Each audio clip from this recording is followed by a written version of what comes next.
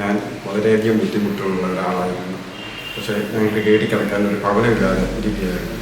നമ്മളെക്കൊണ്ട് ഒരു നിവൃത്തിയില്ലാതെ ഇരിക്കുകയായിരുന്നു. എൻ്റെ ഭാര്യ നമ്മുടെ CSI സ്കൂളിൽ കഞ്ഞിവെപ്പുകാരിയാണ്. നമുക്ക് അതുകൊണ്ടൊന്നും ഒരു വരുമാനമില്ല. ഞാനിപ്പോൾ ജോലിക്കും വേലയ്ക്കൊന്നും പോകാതിരിക്കുകയാണ്. അഞ്ഞ് ഇരുന്ന ഒരു ഭവനമായിരുന്നു ഞങ്ങൾക്കുണ്ടായിരുന്നു, ചെറിയൊരു വീട്. പക്ഷേ അതിൻ്റെ ഒരു ഭിത്തി ഇടിഞ്ഞു പോയി. രണ്ടാമത് ഞങ്ങളത് പൊളിച്ച് പണിതിട്ട് അത് പൂർത്തിയാക്കാൻ ഞങ്ങൾക്ക് സാധിക്കാതെ വന്ന് മഴ നനഞ്ഞു. ഞങ്ങളൊരു പടുത വലിച്ചു കെട്ടി അവിടെ കിടന്നത്. ആ പടുത വലിച്ചു കെട്ടി കിടന്ന ആ പടുതായും കയറി അകപ്പാടെ ഞങ്ങൾക്ക് ആഹാരം പോലും കൊടുക്കാൻ ഇതില്ലാതിരുന്ന സമയത്ത് ഞങ്ങൾ നെക്കൂര മാത്രം ഇട്ടിട്ടുണ്ട്. നെക്കൂര മൊത്തം നനയുമായിരുന്നു. ഇങ്ങനെ ഇരിക്കുമ്പോൾ ബാക്കി പണിക്ക് വേണ്ടി ഞങ്ങൾ ഒത്തിരി കഷ്ടപ്പെട്ടിട്ട് ആരും ഒരു മാർഗവുമില്ല. സഹോദരങ്ങൾ ആരും സഹായിക്കാൻ അവർക്ക് നിവൃത്തിയില്ലാത്തവരാണ്. അതുപോലെ അങ്ങനെ ഇരിക്കുമ്പോഴാണ് ഞങ്ങൾ വാട്സപ്പ് വഴി ഇങ്ങനൊരു ഭവനം പണിത് കൊടുക്കുന്നത് സാറിനെക്കുറിച്ച് അറിഞ്ഞത്. പക്ഷേ ഞങ്ങൾക്ക് അറിയത്തില്ലായിരുന്നു. ഇവിടെ വന്നു കഴിഞ്ഞപ്പോഴാണ് സാറിനെ പറ്റി ഞങ്ങൾക്ക് പരിചയവും കാര്യങ്ങളൊക്കെ ആയത്. അവരുടെ വീടുകളിലൊക്കെ ഞങ്ങൾ പണി ചെയ്തു. ഞങ്ങളുടെ അപ്പന്മാരും ഒക്കെ അവിടെ പണി ചെയ്തതിന് ആയിരുന്നു. പക്ഷെങ്കിൽ ഞങ്ങൾക്ക് ആ വീടിൻ്റെ പണി പൂർത്തീകരിച്ച് തരാൻ ആ സാറിൻ്റെ നല്ല മനസ്സിൽ തോന്നി.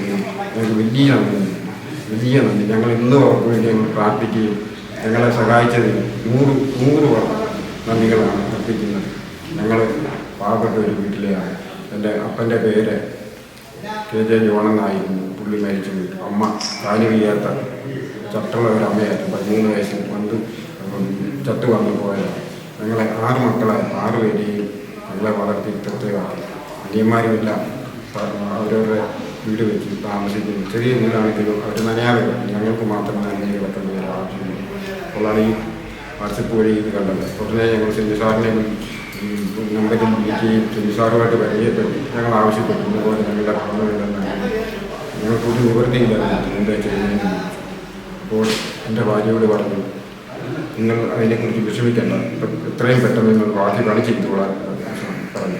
ഞങ്ങൾ അതനുസരിച്ച് ബാക്കി പണി ചെയ്തു. സെഞ്ചു സാറിൻ്റെ കോണ്ടാക്റ്റും അതുപോലെ പണിക്കാരും ആവശ്യത്തിന് പറഞ്ഞു തീർന്നില്ല. ഒരാഴ്ചയ്ക്കാവും ഓടി വന്ന് എല്ലാം സെറ്റപ്പ് ചെയ്ത് തന്ന് ഞങ്ങൾക്ക് താക്കോലും കൈമാറി ഞങ്ങൾ ഇപ്പോൾ സന്തോഷമായിട്ടിരിക്കുന്നു. ഈ പറഞ്ഞതൊക്കെ നമ്മളിപ്പോൾ ഷോർട്ടായിട്ട് പറഞ്ഞതാണ്, വളരെ ചുരുക്കമായിട്ട് പറഞ്ഞതാണ്. എന്നാലും കുറച്ചുകൂടെ ഒന്ന് വിശദമായിട്ട് പറഞ്ഞാൽ, താങ്കളുടെ വീട് എവിടെയായിരുന്നു, കുടുംബം എവിടെയായിരുന്നു, ഇപ്പോൾ എവിടെയാണ് താമസിക്കുന്നത്? ഞങ്ങൾ ആദ്യം താമസിച്ചുകൊണ്ടിരുന്നത് കോയക്കുളം എന്ന് പറഞ്ഞൊരു മലപ്രദേശമല്ല എങ്കിലും ഒരു തൂണും വീടും ഒക്കെ ഉള്ളതായിരുന്നു. ഞങ്ങളുടെ വല്യപ്പന്മാരുടെ കാലത്ത് ഞങ്ങൾക്ക് CSI സംബന്ധിച്ച് മിഷനറിമാർ തന്ന സ്ഥലമാണ്. അത് കുടുംബവിഹിതമായിരുന്നു. അതിൽ ഞങ്ങളുടെ അപ്പന്മാർ 2 പേരായിരുന്നു. വല്യപ്പന്മാർ 2 പേരിൽ ഞങ്ങളുടെ വല്യപ്പനും എൻ്റെ വല്യപ്പനെ ചേട്ടൻ 50 സെൻറ്റായിരുന്നു ഞങ്ങൾക്ക് കിട്ടുന്നത്. അതിൽ 2 കെട്ട് വീതം വെച്ച് അത് ഞങ്ങൾക്ക് വല്യപ്പനൊരു വീതം, മറ്റവർക്ക് ഒരു വീതം, പിന്നെ പപ്പാതിയായി കഴിഞ്ഞു. പിന്നെ അത് തോയക്കുളത്ത് ഞങ്ങൾക്കുണ്ടായിരുന്ന സ്ഥലം കൊടുത്തേച്ചാണ് അന്ന് ഒരു ചെറിയ വീട്. ഞങ്ങൾ 6 മക്കളും ഒക്കെ ആയിട്ട് താമസിക്കുന്നത്. അമ്മ കാല് വയ്യാത്തവരായിരുന്നു. അച്ഛൻ ഒറ്റയ്ക്കുള്ളായിരുന്നു. അച്ഛൻ ഇതുപോലെ വെട്ടും കാര്യവും ഒക്കെ ആയിട്ട് ഇങ്ങനെ നടക്കുകയായിരുന്നു. അപ്പോൾ ഞങ്ങൾക്ക് 6 പിള്ളേർക്കും ജീവിക്കാൻ മാർഗമില്ല. ആ വെട്ടിൻ്റെ കാലത്ത് ഞങ്ങൾ കുഞ്ഞിൽ ഈ സാറിൻ്റെ മുറ്റത്തോടാണ് വിട്ടുകൊണ്ടിരുന്നപ്പോൾ അമ്മ ടീച്ചറായിരുന്നു, മിസ്സസ് ആയിരുന്നു ഞങ്ങളുടെ സ്കൂളിൽ. എൻ്റെ അച്ഛനെയും എന്നെയും എൻ്റെ മക്കളെയും പഠിപ്പിച്ച ഒരു ടീച്ചറായിരുന്നു. ഞങ്ങളെ ടീച്ചർ അവിടെ പോയി ഞങ്ങൾ ഉച്ചയ്ക്ക് ചെയ്ത് വെള്ളം കോരി കൊടുക്കുകയും അപ്പച്ചനുമായിട്ട് സംസാരിക്കുകയൊക്കെ ചെയ്തിട്ടുള്ള ഒരു കുഞ്ഞിലേക്കുള്ള സമയം മുതൽ അങ്ങനെയുള്ള ഒരു പരിചയവും എന്തും ഇവിടെ വന്നപ്പോഴാണ് സെഞ്ചു സാറിൻ്റെ ആ സ്നേഹവും സന്തോഷവും ഒക്കെ ഞങ്ങൾക്ക് മനസ്സിലായി. Thank you. ഈ വീട് പുതുക്കി പണിയണമെന്നുള്ളൊരു ധാരണ, ആ വസ്തു ആരുടേതായിരുന്നു? ഇപ്പം താങ്കളുടെ പേര് തന്നെയായിരുന്നോ?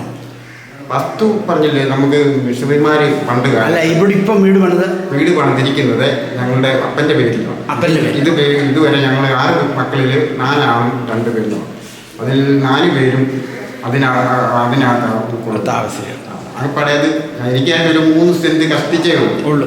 അതിലാണ് അത് ഇങ്ങനെ നീളത്തിലാക്കുന്നത്. അതുകൊണ്ടാണ് നമ്മൾ ഒരു 2 മുറിയായിട്ട് അപ്പുറം പണിയാനുള്ള ഇടയില്ല. കാരണം ഒരു ഒറ്റ ലൈനിൽ തന്നെ മുറികളെല്ലാം ആക്കി നല്ല വൃത്തിയായിട്ട് പണിതു.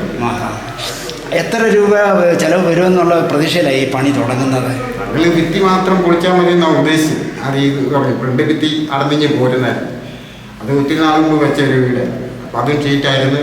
അത് പൊളിഞ്ഞു പോയപ്പോൾ ഞങ്ങളത് പതുക്കെ ഫ്രണ്ട് പൊളിക്കാൻ ഒരുങ്ങിയപ്പം മറ്റേ സൈഡും ഇങ്ങനെ പൊളിഞ്ഞ് വന്ന് 1600 കട്ടയും കൂടെ ഇറക്കേണ്ടി ഒറ്റ കട്ട ഞങ്ങൾക്ക് പൊളിച്ചിട്ട് കിട്ടിയില്ല.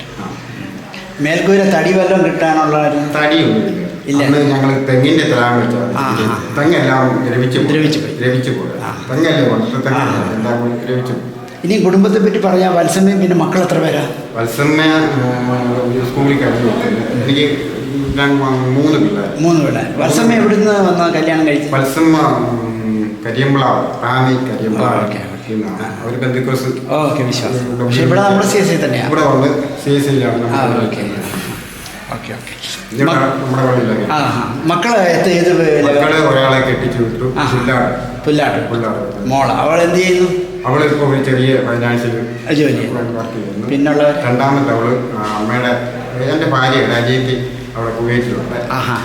അവിടെ അവൾക്കൊരു കുഞ്ഞുണ്ട്. കുഞ്ഞിന്റെ വെള്ളത്തോട്ടവും കാര്യങ്ങളൊക്കെ ഇപ്പൊ വന്നിട്ടുണ്ട്. താമസവും കുഞ്ഞിന്റെ എൻ്റെ മകന്റെ കൊച്ചിന്റെ 1 വയസ്സ് കഴിഞ്ഞ ചൊവ്വാഴ്ച അതും കൂടെ കൂടി 10 ദിവസത്തെ അവിടെ.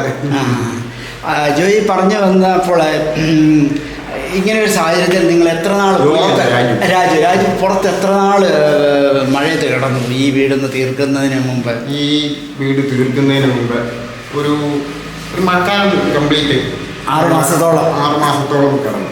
ഒരു ബാത്റൂമും ഇല്ല, ഒന്നുമില്ല. ബാത്റൂം ഉണ്ടെന്ന് പറഞ്ഞാൽ നമുക്ക് ഉപയോഗിക്കാൻ പറ്റാത്ത രീതി. ഇപ്പൊ എല്ലാം നല്ല രീതിയിൽ എല്ലാം ശരിയാക്കി തന്നില്ലേ? ഈ ഭവനം പൂർത്തീകരിച്ചു കഴിഞ്ഞപ്പോൾ ഉണ്ടായ ഒരു സന്തോഷം, ദൈവത്തിനോടുള്ള സമാധാനം എന്താണ്? പറഞ്ഞറിയിക്കാൻ വയ്യാത്തൊരു സന്തോഷം. ജീവിതത്തിൽ ഒരിക്കലും വിചാരിച്ചില്ല ഇതുപോലെ. ഞങ്ങൾ ഓർത്തു അത്രയും ഷീറ്റും എല്ലാം കയറ്റി കിട്ടി, അത് തേക്കാനും ബാത്റൂമിന് ശരിയായില്ല, ആകപ്പാടെ ബുദ്ധിമുട്ടി. ഞങ്ങൾ എവിടെ പോയി ബാത്റൂമിൽ പോകും. അനിയന്മാരുടെയും ഒക്കെ വീട്ടിൽ ചെന്ന് കഴിയുമ്പോൾ ഒരാഴ്ച ഞങ്ങൾ അവിടെ കിടന്നു കഴിയുമ്പോൾ അനിയന്മാർക്കെല്ലാം ഒരു ബുദ്ധിമുട്ട് അവർക്കും പിള്ളേരും കുഞ്ഞുങ്ങളും ഒക്കെ ഉണ്ട്. നമ്മുടെ സാധനങ്ങളെല്ലാം നനയാതെ ഇതിനകത്ത് കയറ്റി വെച്ചു. അവർക്ക് തട്ടിയും കുട്ടിയും ഞങ്ങളൊക്കെ ഒരു ചെറിയ വീട് അവരുടെ. എന്നാലും നമ്മളുള്ളതിനകത്ത് നനയാതെ വെച്ചാൽ ഒത്തിരി സാധനങ്ങൾ നഷ്ടപ്പെട്ടു. ഒത്തിരി സാധനങ്ങൾ കത്തിൽ പോയി, നത്ത പോയി, പിന്നെ അലുമാരിയൊക്കെ പലതാ കയറി മഴക്കാലത്ത് തുണികളെല്ലാം. രാജു, ഇനി എന്തോ ഒരു ചെറിയ ആഗ്രഹം ബാക്കിയുണ്ടെങ്കിൽ എന്താണ്?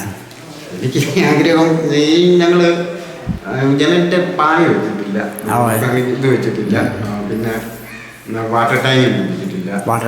അതിന് മറ്റേ ക്ലോസറ്റും ഒക്കെ പിടിപ്പിച്ചു. വാട്ടർ ടാങ്ക് മോളി വെക്കാൻ സ്ലാബൊക്കെ ഉള്ളതാണ്. അതിന് ചിമ്മിനി മാത്രം ഞങ്ങൾ വാർത്ത് പിന്നെ ബാക്കിയെല്ലാം ക്ഷയിക്കാം. ഒത്തിരി സന്തോഷം രാജു നേരിട്ട് കണ്ടതിൽ. കാരണം ഒരുപാട് വർഷങ്ങൾക്ക് ശേഷം നിങ്ങളുടെ ഇതിനു മുമ്പ് ഇടയ്ക്ക് ഞാൻ ഭോപ്പാലിൽ ഭോപ്പാലിൽ ഞങ്ങളുടെ ഗ്രേസി മുച്ചിൻ്റെ ഈ നമ്മുടെ ഈ കല്ലൊക്കെ അതെ, ആ ജെയിംസിൻ്റെ ഒക്കെ വീട്ടിൽ വന്നായിരുന്നു. ജെയിംസിൻ്റെ മരുന്നിടാന അല്ല, ജെയിംസിൻ്റെ അമ്മായി എൻ്റെ അമ്മായി, അച്ഛൻ്റെ പെങ്ങളാണ് അമ്മ. ഓക്കെ ബേബിയുടെ പെങ്ങളായിരുന്നു അത് അമ്മ. അറിയാം. ഓക്കെ. ഞാൻ കയ്യാലപ്പണിക്കൊക്കെ അന്ന് കുഞ്ഞിനെ വലിയ ബുദ്ധിമുട്ട്. അന്ന് മാർത്തോമ്പള്ളിയുടെ ഒക്കെ കയ്യാലപ്പണി കൂടുതലൊക്കെ ഞങ്ങൾ ശനിയാഴ്ചയൊക്കെ ഞങ്ങൾ പുള്ളിക്ക് മണ്ണ് കോരിയിടാനും അതിനൊക്കെ പോകും. അങ്ങനെയൊക്കെ ഉള്ള ജീവിതം ഉണ്ടായിരുന്നു. ഇപ്പം എനിക്ക് മനസ്സിലായി. Okay, thank you. അപ്പോൾ കാണാം, അടുത്ത തവണ വരുമ്പോൾ കാണാം. ഞാൻ ഇപ്പം ബുദ്ധിമുട്ടുള്ളതുകൊണ്ട് അങ്ങോട്ടൊന്നും വരാത്തതേ. ഇന്നത്തെ അടുത്ത തവണ വരാം കേട്ടോ. Thank you. വത്സമ വരികയാണെങ്കിൽ സാറ് വരുമ്പോൾ അവിടെ വീടുമൊക്കെ വന്നിട്ട് കണ്ട് സാറിനെ വലിയ സന്തോഷം. മോനെ ഞങ്ങൾ 2 ഫ്രെയിമിലുണ്ടോ മോനെ? Thank you.